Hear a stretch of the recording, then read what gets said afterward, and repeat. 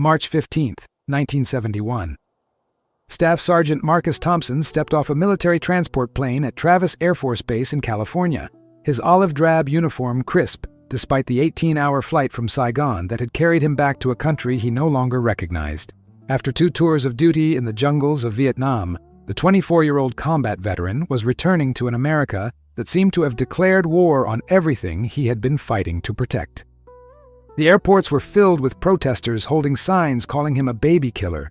The streets echoed with anti-war chants, and the very uniform that had once made him proud now felt like a target painted on his back.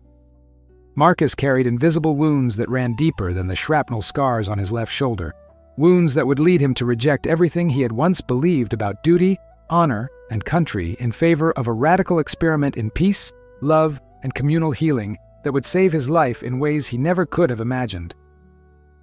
Marcus had enlisted in the Army at 18, driven by a combination of patriotism, family tradition, and small-town expectations that left him few alternatives.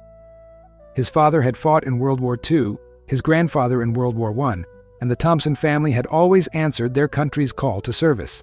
But Vietnam was different from the righteous conflicts his ancestors had experienced. In the rice paddies and rubber plantations of Southeast Asia, Marcus had witnessed horrors that challenged everything he had been taught about good and evil, right and wrong, the nobility of warfare. He had killed men who were defending their homeland, watched friends die for objectives that changed with each new military strategy, and participated in actions that haunted his dreams and poisoned his waking hours. The clean-cut boy from Kansas who had shipped out to Vietnam in 1969 had died somewhere in the jungle, replaced by a hollow-eyed stranger who flinched at loud noises and saw enemies in every shadow. The homecoming Marcus had imagined during his darkest moments in Southeast Asia bore no resemblance to the reality that greeted him in 1971. Instead of ticker-tape parades and grateful citizens, he encountered protesters who spat on returning soldiers, called them murderers, and blamed them personally for an unpopular war that had divided the nation. His own family struggled to understand the changes in him, the way he would zone out during conversations, the nightmares that woke him screaming, the sudden rages that erupted without warning. His mother tried to feed him his favorite childhood foods. His father attempted to engage him in conversations about farming and local politics, but Marcus felt like an alien observing human customs he no longer understood. The gap between his war experiences and civilian life seemed unbridgeable, leaving him isolated in a country that felt more foreign than the Vietnamese villages where he had fought. The drinking started as a way to quiet the voices in his head, the screams of wounded soldiers, the last words of dying friends, the endless replay of split-second decisions that had determined who lived and who died. Alcohol softened the sharp edges of memory, blurred the horrific details that lurked behind every moment of silence, and provided temporary escape from the guilt that consumed him like a cancer. But the relief was always temporary, and Marcus found himself needing more and more alcohol to achieve the same numbing effect. His family watched helplessly as he spiraled deeper into depression and self-destruction, drinking away the days in a futile attempt to forget experiences that had become part of his cellular memory. The local VA hospital offered little help beyond prescriptions for pills that made him feel like a zombie, and the other veterans he met there seemed trapped in the same cycle of addiction and despair.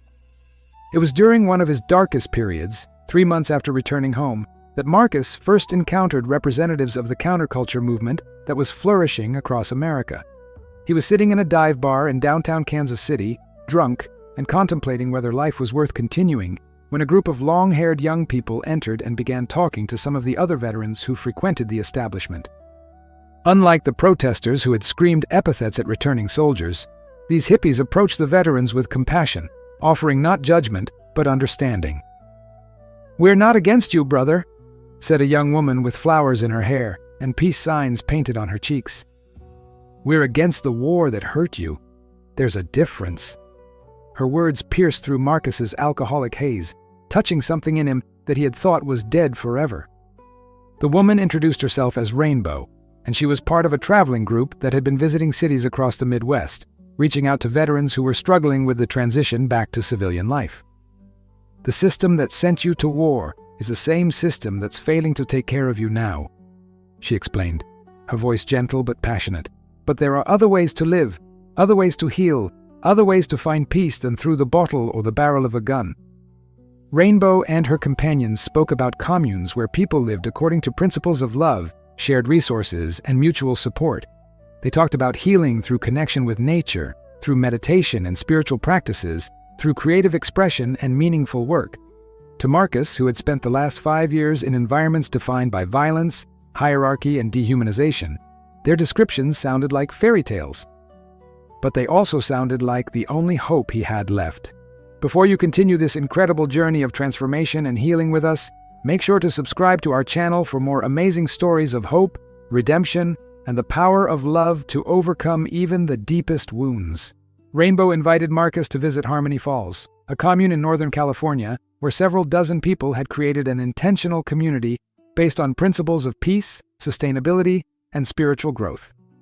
"We have other veterans there," she explained. "Men who have been where you've been, seen what you've seen, felt what you're feeling. They're finding their way back to life, back to themselves, back to the possibility of happiness. You don't have to carry this pain alone anymore." The invitation terrified and intrigued Marcus in equal measure. Everything about his upbringing and military training told him that these people were un-American dropouts who had rejected their responsibilities to society. But everything about his current existence told him that the conventional approach to dealing with war trauma was failing him catastrophically. He had tried therapy, medication, alcohol, and isolation, none of which had provided lasting relief from the demons that haunted him. The decision to visit Harmony Falls felt like a choice between two different forms of death: the slow spiritual suicide he was committing through alcohol and isolation, or the complete abandonment of everything he had been taught to value about masculinity, patriotism, and personal responsibility. Marcus had been raised to believe that real men handled their problems alone, that seeking help was a sign of weakness, that admitting to emotional wounds was tantamount to cowardice. But as he sat in that Kansas City bar, looking at Rainbow's compassionate face and listening to her descriptions of a community where vulnerability was treated as strength and healing was approached collectively, Marcus began to wonder if everything he had been taught about strength and weakness might be backwards. Maybe the real courage lay not in suffering alone, but in having the bravery to seek connection and support. The journey to California was Marcus's first voluntary action in months. He sold his few possessions, used his military savings to buy a bus ticket, and left Kansas with nothing but a duffel bag containing his civilian clothes and a few personal items that had survived Vietnam. As the Greyhound bus carried him west through landscapes that gradually shifted from farmland to desert to mountains, Marcus felt something he hadn't experienced since before the war: anticipation about the future. He wasn't sure what he would find at Harmony Falls, wasn't sure he would fit in with a community of peace-loving hippies, wasn't sure he was capable of healing from wounds that felt permanently carved into his soul. But for the first time in months, he was moving towards something rather than running away from everything. The physical beauty of Northern California overwhelmed Marcus after years of urban decay and Midwestern flatland. As the bus wound through redwood forests and mountain valleys, he found himself pressing his face against the window like a child, amazed by the diversity and abundance of the natural world. The air was clean and sweet, filled with the scent of pine and wildflowers rather than the industrial pollutants and human suffering that had characterized his recent environment. When the bus finally stopped in the small town of Mendocino, Marcus felt simultaneously nervous and hopeful as he prepared to meet the community that might become his salvation or his final disappointment. Rainbow had promised to pick him up at the bus station, and as he gathered his belongings, Marcus whispered a prayer to a God he wasn't sure he still believed in, asking for the strength to open his heart to whatever possibilities awaited him at Harmony Falls. The first sight of the commune challenged every preconception Marcus had formed about hippie communities. Instead of the chaotic, drug-fueled party scene he had expected, Harmony Falls was a well-organized settlement of about 40 people living in harmony with the natural environment. The main buildings were constructed from local wood and stone, designed to blend seamlessly with the surrounding forest. Gardens and orchards provided much of the community's food, workshops produced furniture and crafts that were sold to support the commune, and the entire settlement operated according to principles of sustainability and cooperation that Marcus had never seen implemented on such a scale. As Rainbow drove him through the property in a vintage Volkswagen van decorated with painted flowers and peace symbols, Marcus began to understand that this wasn't a temporary escape from reality, but a serious attempt to create an alternative way of living.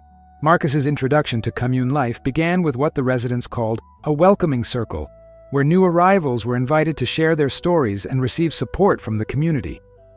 Sitting in a circle of cushions in the main meeting hall, surrounded by people whose long hair, flowing clothes, and peaceful demeanor seemed to come from a different planet than the military world he had inhabited, Marcus struggled to find words for experiences that had never been spoken aloud. The other community members listened without judgment as he haltingly described his tours in Vietnam, his struggles with nightmares and flashbacks, his attempts to numb the pain through alcohol, and his growing sense that the world had become a fundamentally hostile and meaningless place. "You've been carrying this alone for too long, brother," said a bearded man named River, who introduced himself as another Vietnam veteran. "Here, we share the load. Your pain becomes our pain, and our healing becomes your healing." The daily rhythm of commune life provided Marcus with structure that felt healing rather than oppressive. Unlike the rigid military hierarchy he had known, Harmony Falls operated through consensus decision-making and rotating responsibilities that gave everyone a voice in the community's direction. Marcus was assigned to work in the organic gardens, spending his days planting seeds, tending vegetables, and harvesting food that would nourish the entire community. The physical labor reminded him of growing up on his family's farm, but without the economic pressure and competitive stress that had driven his father to drink and his mother to chronic anxiety.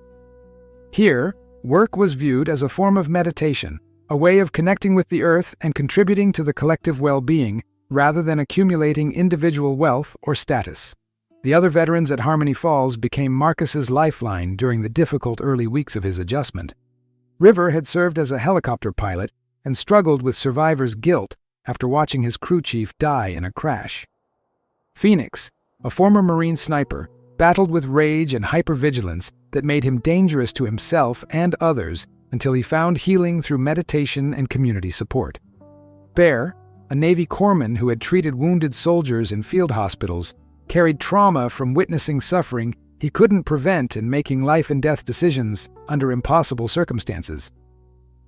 These men understood Marcus in ways that his family, the VA doctors, and well-meaning civilians never could.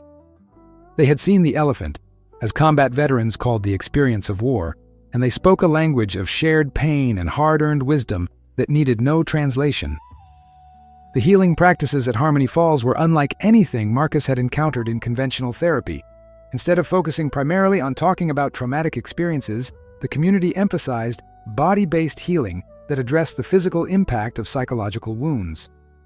Morning yoga sessions helped Marcus reconnect with a body he had learned to view as a weapon and a target, teaching him that his physical form could be a source of peace and pleasure rather than violence and pain. Meditation circles provided tools for quieting the constant chatter of traumatic memories and anxiety that had dominated his mental landscape since returning from Vietnam. Art therapy sessions allowed him to express emotions that had no words, creating paintings and sculptures that externalized internal experiences too complex for verbal processing. One of the most transformative aspects of commune life was the presence of children who had been born into or adopted by the community. Marcus had avoided children since returning from Vietnam, unable to reconcile his experience of violence with the innocence and vulnerability they represented. But the kids at Harmony Falls seemed drawn to the veterans, perhaps sensing their need for connection and healing. A 5-year-old girl named Sunshine began following Marcus around the gardens, chattering about flowers and bugs and the magical properties of compost. Her unconditional acceptance and natural affection slowly melted the walls Marcus had built around his heart, reminding him that tenderness and protection could coexist with strength and courage. "Children see our souls, not our scars," explained Moonbeam, the girl's mother and one of the commune's founding members. "They remind us who we were before the world taught us to be afraid." The commune's approach to sexuality and relationships challenged Marcus's conventional understanding of love and intimacy. Rather than the possessive, competitive dynamics he had observed in traditional marriages, Harmony Falls embraced principles of free love that emphasized honesty, communication, and respect for individual autonomy. Couples formed and reformed based on genuine connection rather than social obligation, and jealousy was treated as an emotion to be examined and healed rather than a natural response to be indulged. Marcus initially felt confused and threatened by these arrangements, his military training having emphasized loyalty, hierarchy, and clear boundaries. But as he observed the genuine affection and support that characterized the community's relationships, he began to understand that love could be abundant rather than scarce, expansive rather than exclusive. The woman who would become most important to Marcus's healing journey was a 22-year-old Commune member named Willow, whose gentle spirit and profound wisdom belied her young age. Willow had grown up in the foster care system, experiencing abuse and neglect that had left her with her own deep wounds and an intuitive understanding of trauma's effects. She approached Marcus with patience and compassion, never pushing him to share more than he was ready to reveal, never trying to fix or change him, simply offering consistent presence and unconditional acceptance. "Healing isn't about forgetting what happened," she told him during one of their long walks through the redwood forest. "It's about learning to carry the memories without letting them carry you away from life." Her words resonated with something deep in Marcus's chest, a recognition that perhaps survival and healing were not mutually exclusive. As spring turned to summer, Marcus began to experience moments of genuine peace for the first time since before the war. Working in the gardens, he would find himself completely absorbed in the simple miracle of growth, seeds becoming sprouts, sprouts becoming plants, plants producing food that nourished his community. During evening gatherings around the fire, listening to folk songs and sharing stories, he would catch himself laughing at someone's joke or feeling moved by a particularly beautiful melody. These moments of normalcy felt almost shocking after years of emotional numbness, like color returning to a world that had been black and white. "You're coming back to life," Willow observed one evening as they sat together watching the sunset paint the sky in shades of pink and gold. "I can see it in your eyes. The deadness is leaving, and the real Marcus is emerging." The breakthrough that changed everything came during a particularly intense therapy session with Dr. Sarah Chen, a psychiatrist who volunteered her time at the Commune and specialized in treating war trauma. Unlike the VA doctors who had focused primarily on managing symptoms through medication, Dr. Chen helped Marcus understand that his nightmares, flashbacks, and emotional numbness were normal responses to abnormal experiences. "Your nervous system learned to survive in a war zone," she explained. "Now we need to teach it how to live in peacetime." Through techniques that combined traditional psychotherapy with Eastern healing practices, Marcus began to process the traumatic memories that had been trapped in his body and mind like emotional shrapnel. The most difficult session involved reliving the event that had haunted him more than any other, the death of his best friend, Tommy Rodriguez, who had been killed by a booby trap while Marcus was walking point. For 2 years, Marcus had blamed himself for Tommy's death, convinced that he should have spotted the hidden explosive, should have been the one to step on it, should have somehow prevented the tragedy that had robbed a young father of his life and his family of their future. As Dr. Chen guided him through the memory with compassionate presence and professional skill, Marcus finally understood that survival itself was not a crime, that his grief was a testament to his love for his friend, and that Tommy would want him to live rather than die of guilt. The healing process was not linear or easy. Marcus experienced setbacks and dark periods when the old patterns of despair and self-medication threatened to reclaim him. But each time he fell back into destructive behaviors, the community was there to catch him, to remind him of his worth, to help him find his way back to the path of healing. "Recovery is like learning to walk again after a terrible injury," River explained after Marcus had relapsed into drinking during a particularly difficult week. "You don't expect someone with broken legs to run a marathon immediately. Be patient with yourself. Healing takes time." The unconditional support and understanding he received from his chosen family at Harmony Falls stood in stark contrast to the judgment and impatience he had encountered in the conventional world. As autumn arrived and Marcus approached his first anniversary at the Commune, he realized that he had undergone a transformation as profound as any religious conversion. The angry, broken veteran who had arrived at Harmony Falls 12 months earlier had evolved into someone capable of joy, love, and hope. He had learned to meditate, to express his emotions through art, to form intimate relationships based on honesty and vulnerability. Most importantly, he had discovered that his war experiences, while traumatic, did not define the entirety of his existence. He was more than his wounds, more than his mistakes, more than the violence he had witnessed and participated in. He was a human being deserving of love, peace, and happiness, truths that the Commune had helped him remember when he had forgotten them completely.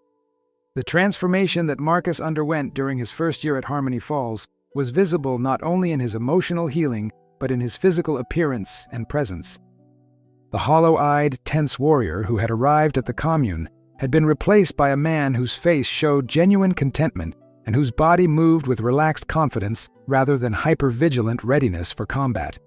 His hair had grown long and was often adorned with wildflowers that the children picked for him during their garden adventures.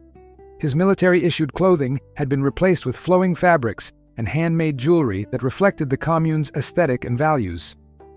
But the most dramatic change was in his eyes, which had regained the capacity for wonder, joy, and deep emotional connection that war had temporarily stolen from him.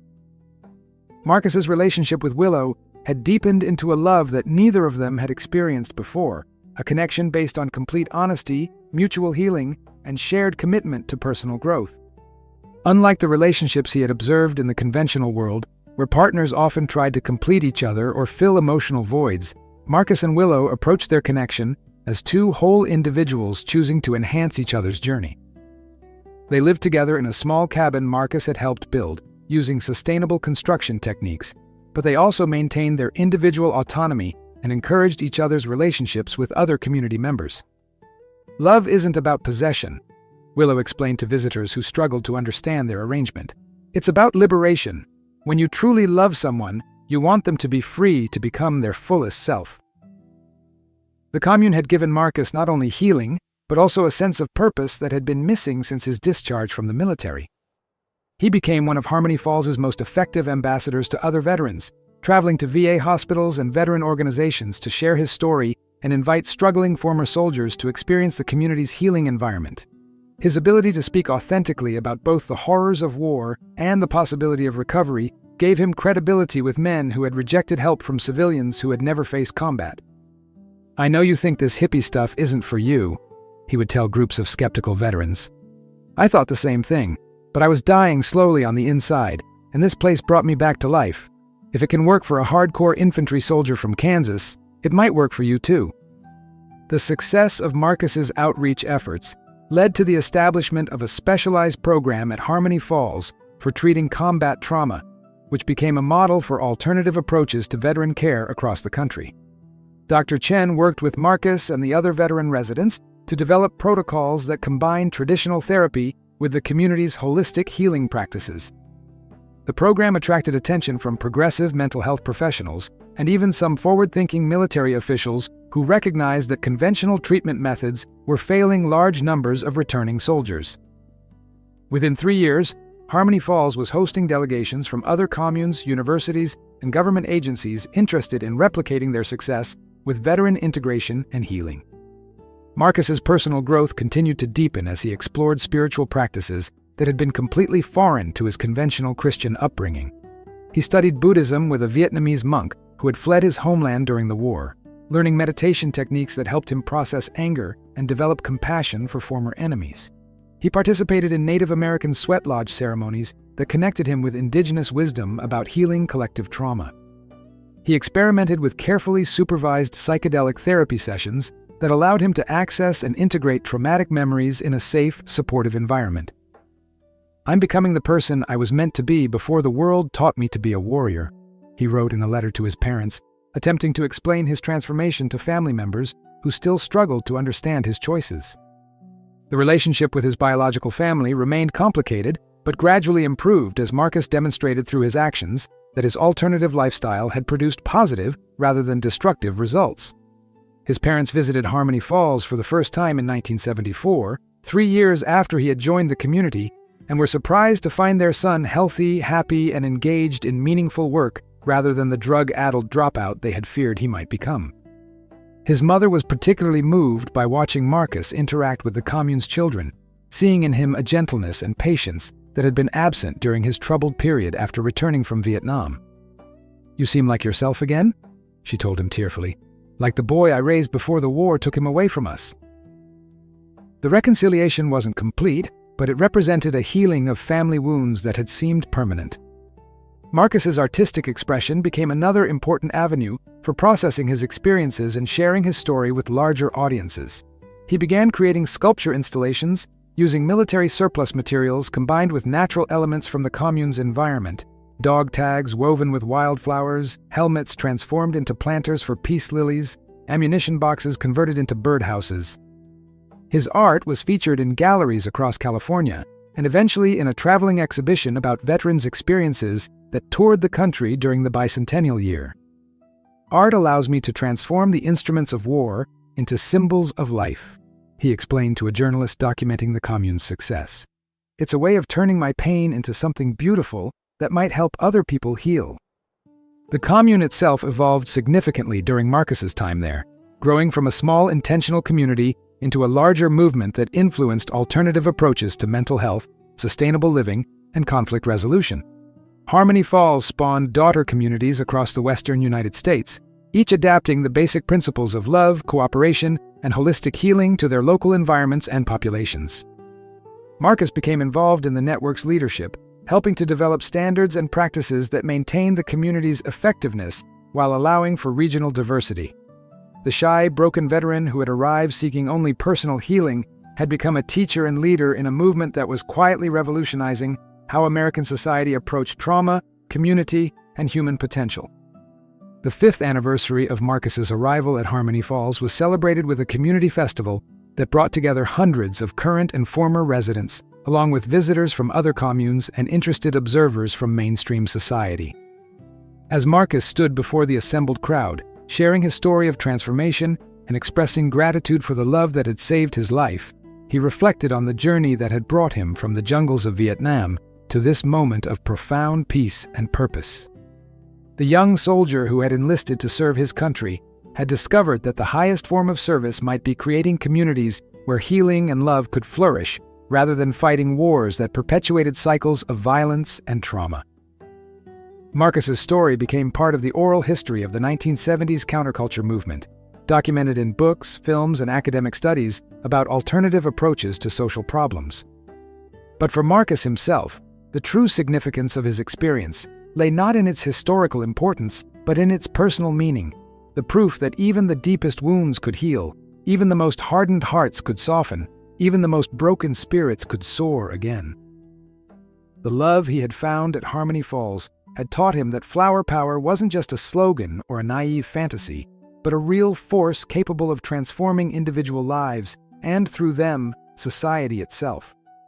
By 1976, as America celebrated its bicentennial and reflected on its values and direction, Marcus had become a living example of the possibility for redemption and transformation that lay at the heart of the American dream.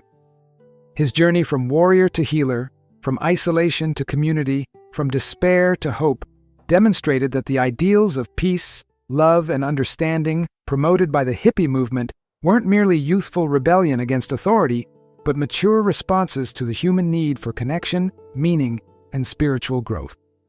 The veteran who had returned from Vietnam broken and lost had found not only his own healing, but had become an instrument of healing for countless others, proving that love truly could conquer hate, that peace could triumph over war, and that the flower power generation's vision of a more compassionate world wasn't just a dream, but an achievable reality.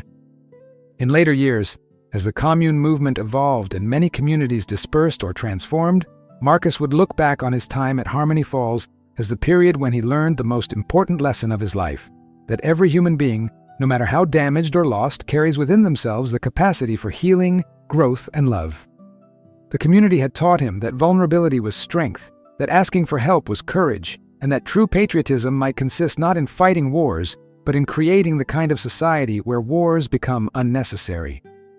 The boy from Kansas who had gone to war as a child and returned as a broken man had finally become the person he was always meant to be, not through violence or conquest, but through the radical act of opening his heart to love and allowing that love to transform him completely.